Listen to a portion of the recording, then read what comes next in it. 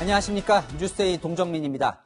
지난 5개월간 코로나19 컨트롤타워 역할을 해온 질병관리본부가 승격됩니다. 그동안 보건복지부 산하에 있었는데 이 수평적인 외청으로 독립하는 겁니다. 이 세계적으로도 유명해진 이른바 바이러스 헌터 정은경 질병관리본부장이 초대 질병관리청장으로 승진될 가능성이 유력하게 거론됩니다. 첫 소식 이지훈 기자입니다. 중국 우한시 신종 코로나 바이러스 감염증 해외 유입 확진 환자를 확인하였습니다. 국내 첫 확진자가 발생한 이후 질병관리본부는 국내 코로나19 방역 대책을 진두지휘해왔습니다. 정부는 현재 보건복지부 산하의 질병관리본부를 질병관리청으로 승격하기로 했습니다. 2004년 국립보건원에서 질병관리본부로 확대된 이후 16년 만에 조직 개편입니다. 코로나19 2차 대유행이 염려되는 상황에서 방역 최일선에 있는 정부기관에 힘을 실어주겠다는 의지가 반영됐습니다. 예산, 인사, 조직을 독자적으로 운영할 수 있고 정책 및 집행에 있어서도 질병관리청이 실질적인 권한을 행사할 수 있게 됩니다. 초대 청장으로는 정은경 본부장이 거론됩니다. 정 본부장은 코로나19 사태 초기부터 언론 브리핑에 직접 나서면서 신뢰를 쌓아왔습니다. 브리핑 중에는 기침 예절을 몸소 보여주는 등 생활 속 방역 수칙을 알리기도 했습니다. 어린이를 위한 눈높이 방역 교육이 화제가 되기도 했습니다. 왕따를 시키거나 따돌림을 하거나 놀리거나 아니면 기피하거나 그런 거를 하지 말고 해외에서도 우리나라의 방역 체계를 소개하면서 정 본부장의 리더십을 주목해왔습니다. 한 외신은 정 본부장의 일관되고 솔직한 언급과 침착함이 국민들의 신뢰를 이끌어냈다고 평가하기도 했습니다. 청장 후보에 대해 정부는 말을 아끼고 있습니다. 다만 질병관리본부의 강점을 살리는 방식으로 개편될 것이라고 강조했습니다. 정부는 오는 10월 전에 국회 논의를 거쳐 질병관리청 승격을 마무리할 방침입니다. 채널A 뉴스 이지훈입니다. 날씨가 더워지면서 요즘엔 KF94 마스크를 계속 쓰고 있으면 어지럽기까지 합니다. 이 정부가 숨쉬기 쉬운 여름용 마스크, 침방울 차단 마스크 생산을 허가했습니다. 이르면 모레부터 한 개당 500원에 판매될 예정인데 충분히 공급이 되면 좋겠네요. 김철웅 기자입니다. 정부가 새로 인증한 침방울 차단용 마스크입니다. 겉보기엔 기존 KF 마스크와 비슷하지만 훨씬 얇아 숨쉬기가 편합니다. 두께는 보건용 마스크의 3분의 1 수준이고 사용되는 부자재가 적어 더 많이 생산할 수 있습니다. 성능은 KF 마스크의 55에서 80% 수준이지만 침방울을 막는 데는 충분하다는 설명입니다.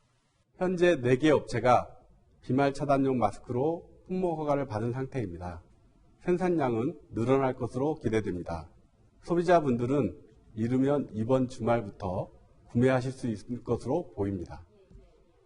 다만 공적 마스크에 포함하지 않고 민간에 자율적으로 유통시킬 계획입니다. 한 업체는 장당 500원으로 출시를 예고하기도 했습니다. 습기가 많은 여름철엔 통풍이 잘 되는 마스크가 효과적이라는 전문가도 있습니다. 습도가 높다던가 격렬하게 활동을 해야 되면 마스크의 필터가 더 빨리 막힙니다. 통풍성이 좋고 호흡에 문제를 안 일으키는 마스크가 더 적절하다고 생각합니다. 정부는 치과용 마스크 생산량도 하루 평균 50만 개 수준에서 2배 이상으로 늘리기로 했습니다. 다만 시중에서 판매 중인 치과용 마스크 중 의약 외품 인증 마크가 없으면 효과를 장담할 수 없다며 주의를 당부했습니다. 채널A 뉴스 김철웅입니다. 한숨 돌리나 했더니 아니었다. 문재인 대통령이 오늘 SNS에 수도권 집단 감염이 계속되고 있다며 올린 글입니다. 인천 개척교회발 코로나19 감염자가 사흘 만에 50명을 넘겼습니다. 방역 수칙을 지킨 부천 콜센터와 안 지킨 이 개척교회, 결과는 극명하게 갈렸습니다. 김단비 기자입니다. 문이 굳게 잠겼고 인적은 뚝 끊겼습니다. 이 교회 목사는 인천 지역 개척교회 모임에 참석했다 지난달 31일 확진 판정을 받았습니다. 요양보호사 활동을 하며 확진 판정 전까지 노인 전문 병원을 출입한 것으로 조사됐습니다. 동행하는 요양보호사의 확진자는 바로 검사했는데 환자도 음성이고 접촉한 직원들도 다 음성 판정받았거든요. 경기 시흥의 어린이집도 폐쇄됐습니다. 어린이집 교사인 20대 여성이 확진됐기 때문입니다. 인천 개척교회 모임을 다녀온 어머니로부터 감염된 것으로 보건당국은 보고했습니다. 원생과 보육교사, 학부모들을 상대로 검사가 진행 중입니다. 인천과 경기 지역 개척교회 관련 확진자는 최소 55명까지 늘었습니다. 좁은 공간에서 밀접하게 모여 마스크도 쓰지 않고 찬송 기도를 하며 사태를 키웠다는 지적이 나옵니다. 그 개척교회 분들끼리 모임이 있잖아요, 성모임. 돌아가면서 하셔왔던 걸로 알고 있어요. 반면 지난달 27일 확진자가 나온 부천의 한 대형 콜센터에선 추가 확진자가 나오지 않고 있습니다.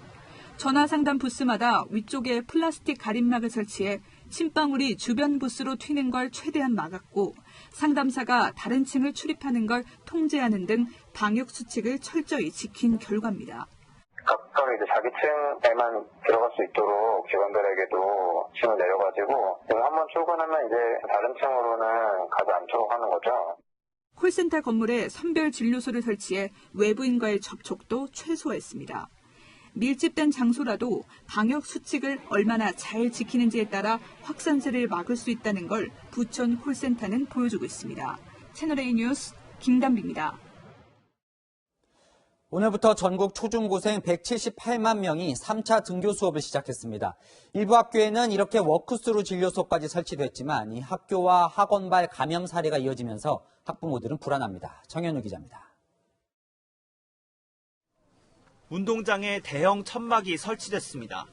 학생들이 길게 줄을 섰고 방호복을 입은 의료진이 분주하게 움직입니다.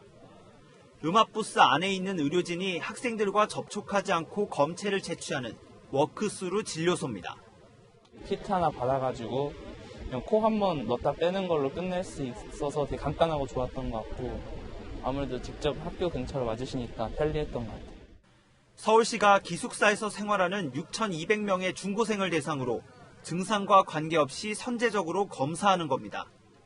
혹시 모를 그 무증상 감염자들이 있을지도 모른다는 판단하에 검사를 시작하게 됐고 전국의 고1과 중2, 초등학교 3, 4학년생 178만 명은 오늘 3차 등교 수업을 시작했습니다.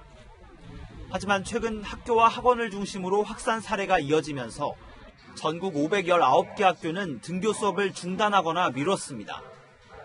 이 가운데 516곳은 수도권 학교입니다. 서울과 경기 지역에선 교육부가 도입한 건강상태 자가진단 시스템까지 말썽을 일으켰습니다. 어제 하려 했는데 오류가 나서 못했어요. 오늘도 그대로인 것 같아요. 교육부는 학교 방역을 강화하고 방역 수칙을 어기는 학원에 대해선 처벌 규정을 마련하기로 했습니다.